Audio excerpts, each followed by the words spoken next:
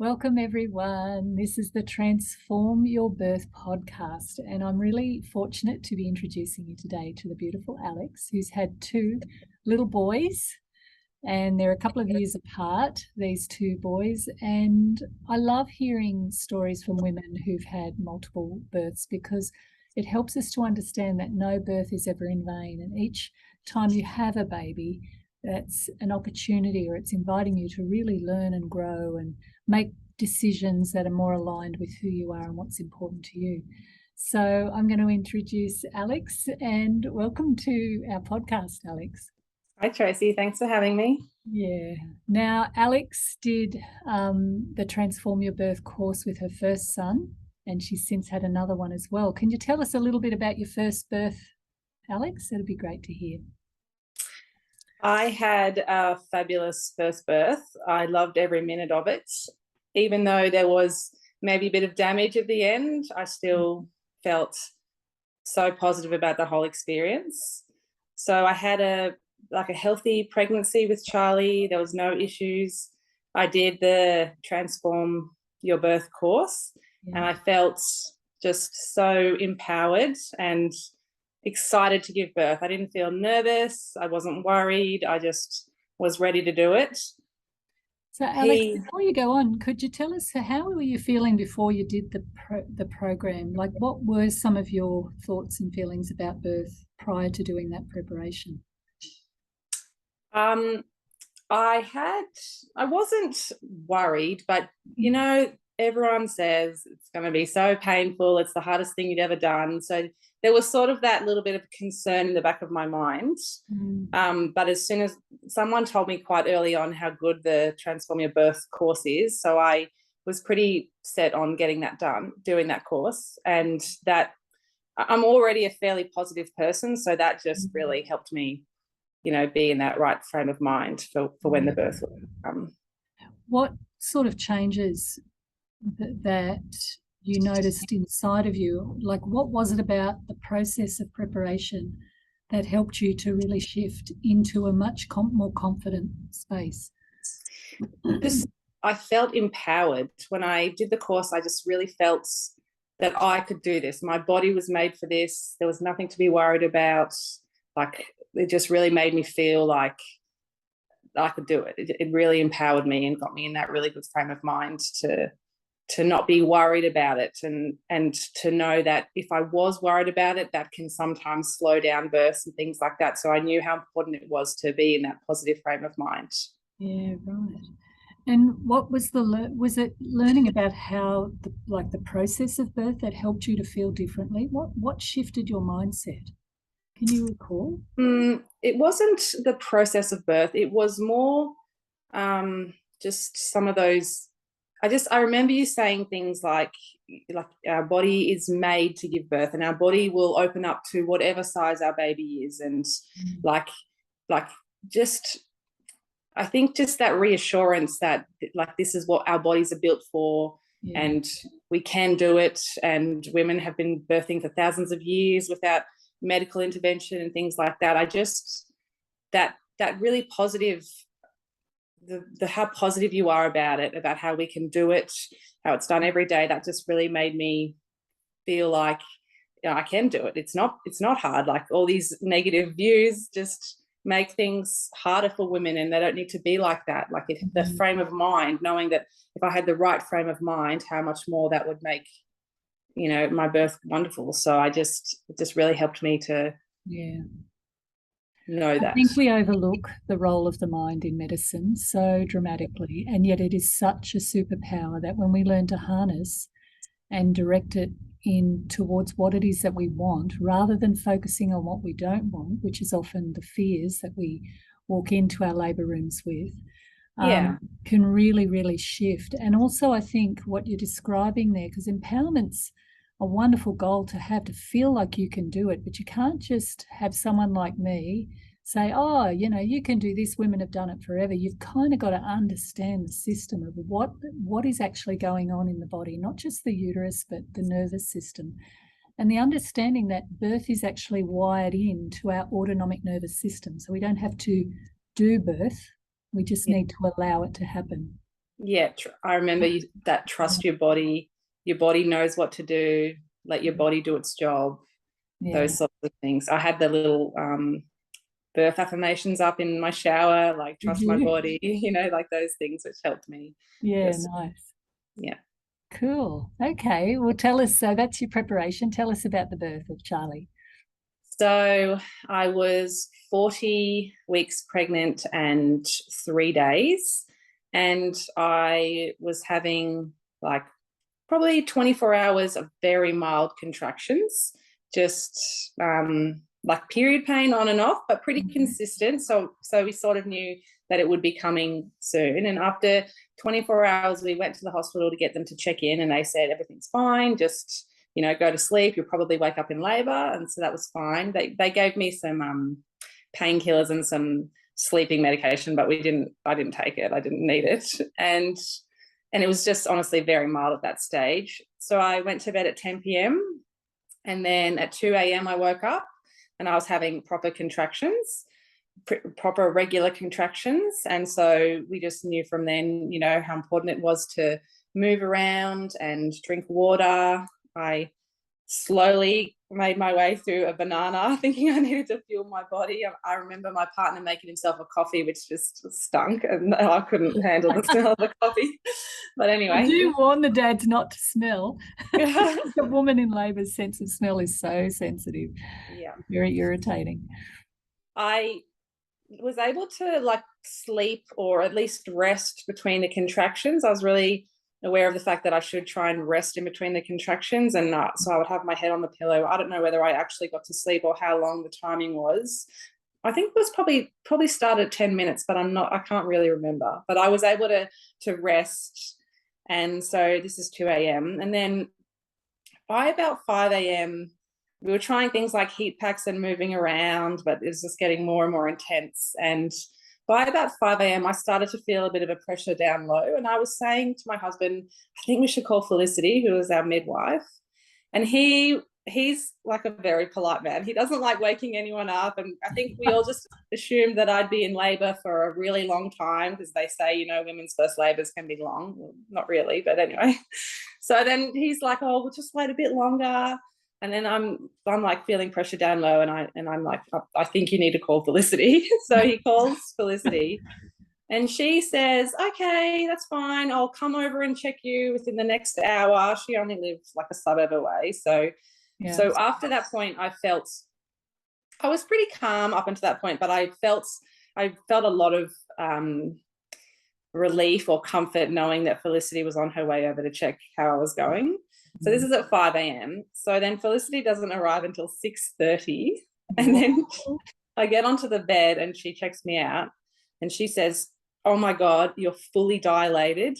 You need to get to hospital now, and you need to call me as soon as you pull up at the front of the hospital, as soon as you pull up at the doors. And then we're like, oh, okay, it's happening. It's happening. Okay. So I didn't expect to be fully dilated at that stage, but I guess all that work I'd done was my body had done its job. So we lived close to the hospital, so we were there within 5 minutes. The other thing they say is if you can't make a phone call or if you can't talk to your midwife, then that's like a sign that you're probably close. But I called my parents on the way to the hospital when I was fully dilated, and I was like, it's happening, I'm on my way. So I don't know about that, if that's true or not. But anyway. Look, it shows every woman's just so different. You can't put rules around birth. We always break them. We got to the hospital and just made our way into the birthing suite, which was fine. And Felicity was running the bath because I'd said that I would like to do a water birth. And when we got in there, I just felt like I needed to poo. So I went into the toilet, and I remember Felicity squatting down and peering between my legs, which was such an odd feeling. There was no poo, obviously. And then she said to me, I think you need to hop into the bath. And I was like, I think I need to hop into the bath too. And so it was, 7 a.m., about 7 a.m. by this stage, I got into the bath, and then I just pretty much started pushing from there. And the pushing lasted for an hour and a half, which is probably a long time, but I didn't feel like it was a long time. I felt like I was in this trance. Like I just was like swaying in the bath and pushing with the contractions, and Chris was putting like a cold face washer on my forehead, and I was resting with my head on the bath in between contractions. And I don't remember feeling like I can't do this or this is too hard, nothing like that. It was like I was just in this trance, like I was just riding that wave. It was hard to describe and I didn't feel that way when I had George. So, and even though I expected I would, but anyway, I just went through the motions, and then the midwives told me that Charlie's head was crowning. I was on all fours at this stage, and that he had lots of hair, and his hair was swaying in the bath with the water, like as I was crowning. And then they told me to do a push, and his head would come out. And like right at that minute, his head had come out, and I was like, his head's come out. And I was worried. Is he going to drown? Is he going to drown in the bath? And I said that. I said, no, he's not going to drown. And then on the next push, Charlie came out fully, and I wasn't like I thought I would cry and be like, my baby is so beautiful, but instead I was like, I did it. Like I was so proud of myself that I did it. Like I was just, and I didn't need any drugs. I didn't have any drugs throughout the whole thing. No, like epidural or gas, nothing. I do remember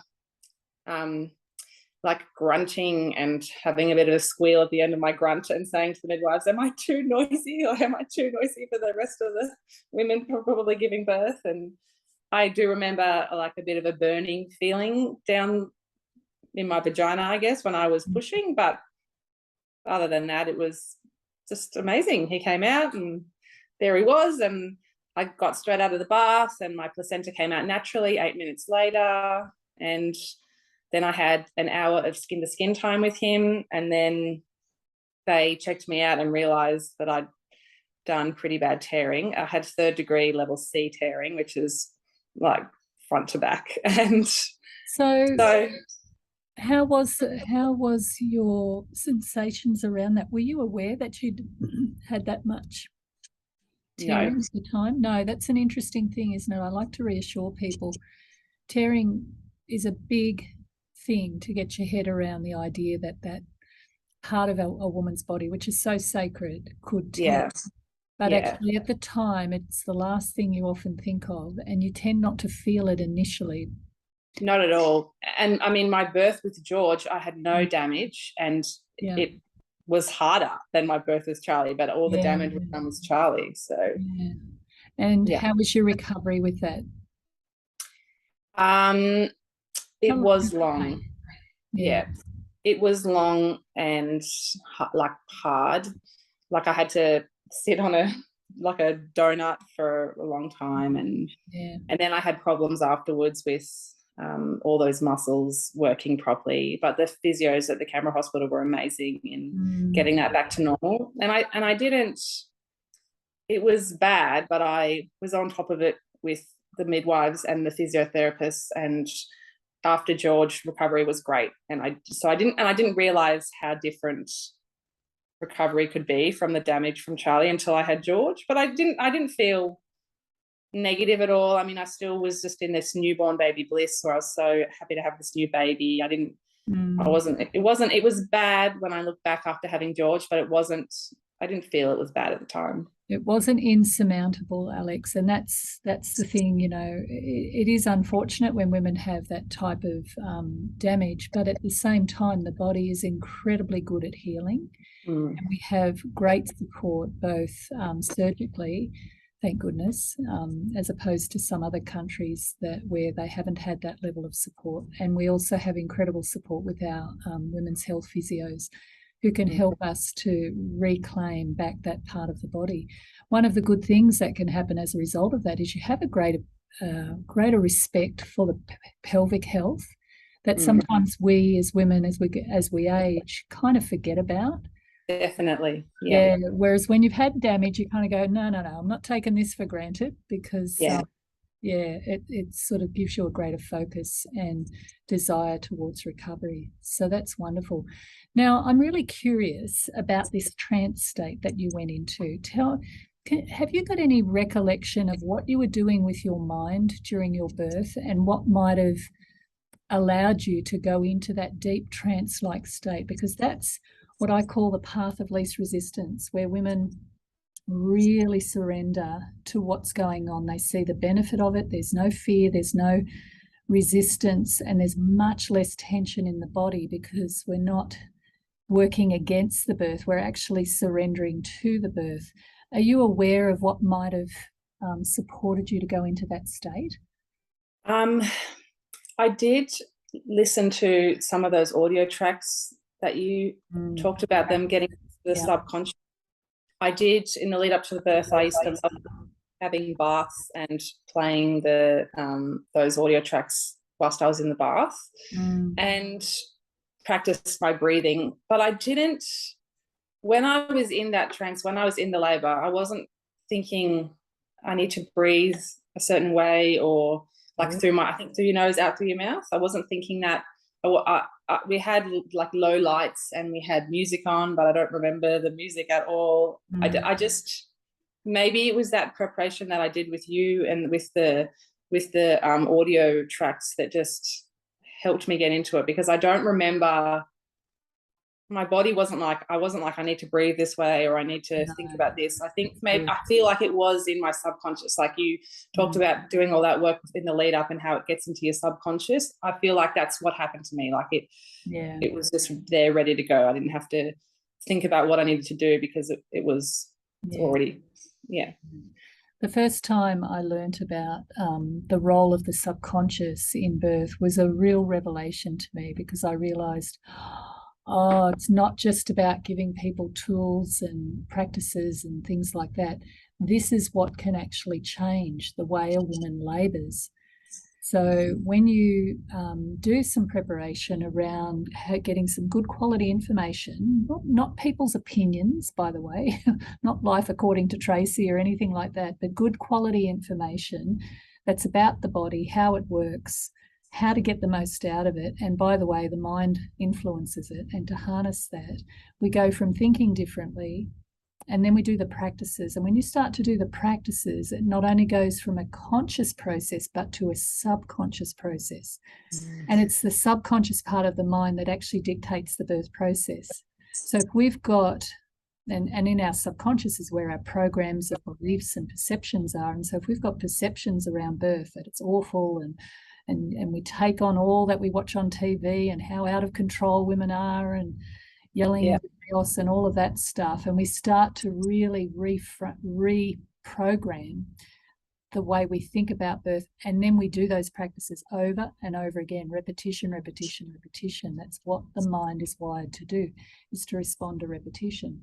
And on the day, we've gone from thinking differently to doing things differently, and then on the day you become different. In other words, your body responds to labour differently. So that sounds like you really activated that subconscious program. Now tell us about your second birth. How was that different with little George? So I was ready for George as well. I was excited. I wasn't nervous. I think I was, I said I wasn't nervous. I probably was nervous. I think I was worried about the damage that I'd done with Charlie. I didn't want to do that damage again. And I knew that if I did do that damage again, I wouldn't be able to as easily repair it. And we talked about doing a cesarean and things like that. I didn't want to do that. I wanted to do another natural birth. But we did a lot of preparation in the lead up, like stretching my perineum out, and there was a position, we thought it might be a quick birth again, because Charlie's birth was basically 6 hours from start to finish, 2 a.m. He came out at 8:30. So George's we anticipated might be a bit quicker. And the same midwife, Felicity, had said to me, when you get to the hospital, I want you on the bed and I want you to give birth on your left-hand side with your leg in the air, because that's the optimal position to prevent tearing. So I think I just was a bit more worried about that, a bit more conscious of the fact that I needed to be in a special position to prevent tearing again, and maybe that got in the way a little bit of my previous state I had with Charlie. So it was still a good birth. It was a 6-hour birth. I had the same thing with Charlie, where I had like 24 hours or 12 hours of those very mild contractions, and then early one morning about 6 a.m. I started to get proper contractions.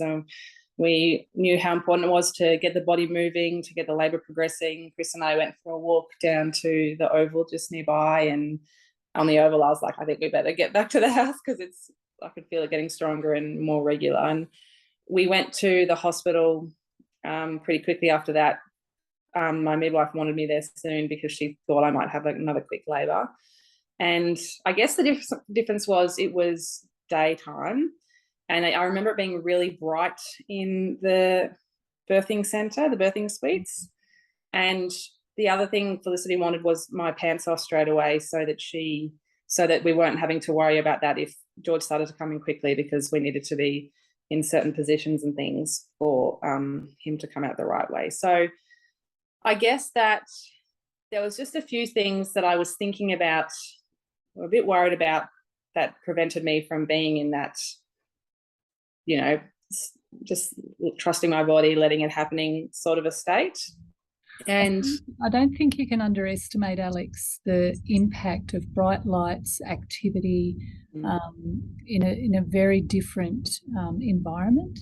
The environment plays a huge role, because when we go into labour, we disconnect from our cortex, so our thinking brain, and we go primal. And the primal brain is very instinctive, and so it's going to respond to threats and sounds and noises and smells. We're super sensitive to those things in labour, and it can really get in the way of women going into that zone when they're overstimulated. So I think that what your point there, I think, is a point worth making, how impactful that can be. Yeah, I was just really so much more aware of everything going on than I was with Charlie. And I think that probably slowed the labour down a bit. It was still 6 hours, but it took a little bit longer for my waters to break during the contractions. And we knew once the waters had broken that's when the pushing probably would start. And I just remember walking around the hospital room and looking at the clock, like thinking, like, when's the pushing going to start, and trying to squat and trying to put my foot up on the bathtub. I wasn't allowed in the bath with George because they needed to be more hands-on to prevent the tearing. We were trying to move around to get these waters to break, because I was like at that transitioning stage for ages where I was transitioning, but I wasn't at the pushing stage. And I think that transition, and at that transitioning stage, we were waiting for the waters to break because we thought that would get me to the pushing stage. And I just I think just got a bit in my mind about it, like that it's taking too long and we can't get these waters to break, and I'm squatting and I've got my foot up on the bath. And then one of the midwives put me on my side, and like I was lying on my side on the edge of the bed, and then my left leg they turned my left leg to touch the floor, sort of, to like almost like in a spinal sort of twist to try and help break the waters. And then I stood up again, and then that did eventually break the waters. And then that happened, and then they were like, yeah, get on the bed. And then I started pushing straight away on my left side with my left leg up in the air. My husband had to hold my leg, and he said to me that his arms were just burning, like trying to hold my leg up for half an hour. Awesome. But he was like, I've got to do it. And then as soon as I was pushing, that was fine. That was just not a problem. I was sort of then in that state of just letting it happen, not thinking, once you're in the pushing phase, you're sort of just good to go, I think. And then George came out, and again, and no damage that time. So that was great. But it wasn't slow because it was still just a 6-hour birth, but I did get a little bit stuck in that transitioning stage. And I think that was because of the brightness, because of how aware I was of everything happening, because I knew I had to be in a certain position to give labour lip to, have him, to prevent the tearing again. So I think that just probably didn't help me, and I wondered whether some more preparation or some refreshing of Transform Your Birth would have helped me, just to not be so worried about that. Well, I think, the point about being stimulated by your environment. The other thing that can work against women in labour, and it sounds like you were feeling a bit of this pressure, is time. When we get focused on time, Sheila Kitzinger, who's a well-known anthropologist, she's written extensively about birth. She used to say, I'm pretty sure this is her quote, something along the lines of, the most dangerous piece of equipment in the labour room is the clock. Definitely. And we get focused on time, we get into this, how much longer do I have to keep going thinking? And that's the sort of thing that'll interfere with birth. When we surrender to time, to place, they know that they've got a partner who can hold that space for them, and they can go inward to that path of least resistance and just focus on this contraction right here, right now. So it's a great thing to have those two experiences, Alex, I think, because you can kind of see what's important in birth. And whilst maybe you didn't do the preparation in the same way that you did for your first, you still knew and understood and ultimately trusted your body to go through that, to make a decision to have a final birth after having quite a bit of damage after your first birth is a really brave thing to do, and obviously is based on that belief that you can do it. Yes, definitely. Yeah. Good on you. So if you look now at the two birth experiences, what have you learned about yourself, Alex? Like, how has those experiences translated into your knowledge of yourself, and then potentially how it's translated into your mothering as well? I feel like bloody amazing that I grew two babies. Not just amazing, bloody amazing. Yeah. And that I just loved pregnancy. I loved birthing them. I just was so proud of myself. It's such an amazing thing we get to do. I hate how negative people are about birth and how hard it is, because it's so amazing. I just don't understand why, that whole mind thing, like people just get into this negative mind frame, and they shouldn't, because it's the most amazing thing a woman will do is birth a child. Like, it's amazing. So I just felt like it just made me feel like I was a bit of a superwoman. I had two babies, I had two quick labors, I didn't need drugs for either of them. I grew these little humans, and they made me a mother, and I love it. So yeah.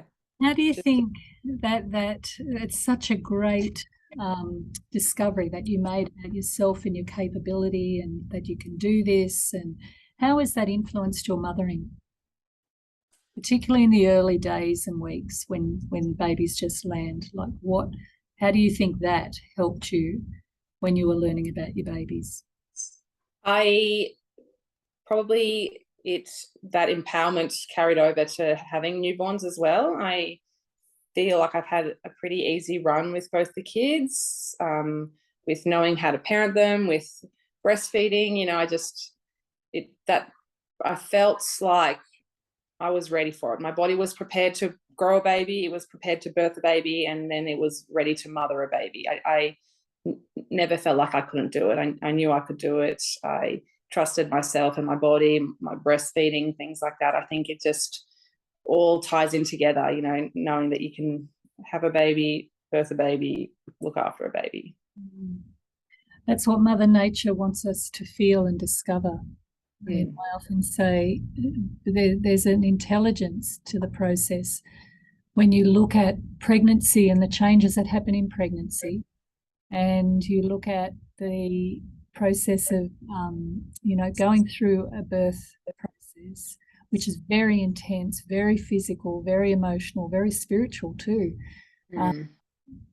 that Mother Nature wants you to go through that doorway being ready for that big journey on the other side, which is to get to know your baby and to want to get up to it, to respond to it.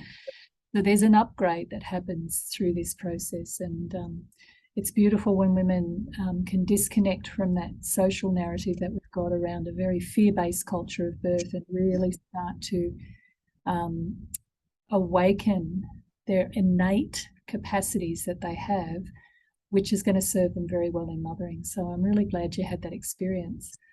So a big thank you, Alex, for sharing this and inspiring other women to explore preparation for birth.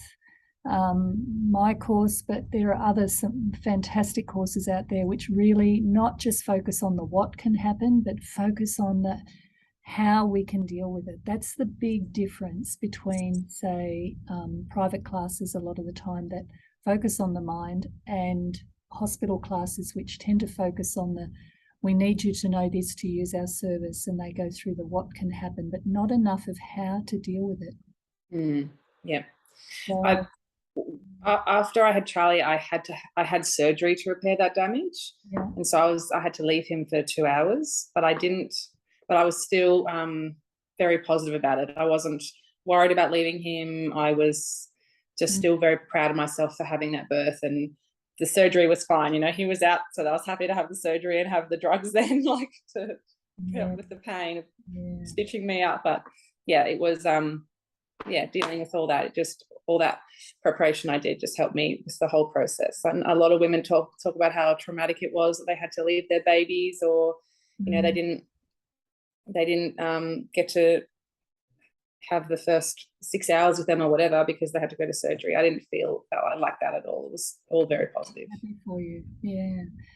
And it was fortunate that, you know, there was no need for help for you to birth those babies. Your body was just doing it. Sometimes women do need help, and sometimes they have to deal with a whole range of different experiences in that space, and it can be very overwhelming.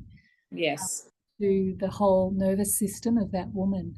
But if we can activate those hormones, those what I call performance enhancing hormones, then it goes a long way in helping her to adapt to whatever unfolds on the day. Yes. So thank you everybody for listening to this story. It's a gift to bring this to you and bring to your minds this possibility that we can birth better, we can do preparation that can really move the needle and change things for us. And I want to thank Alex again for giving us her beautiful story. So thanks for listening, everybody, and we'll see you again. Bye-bye.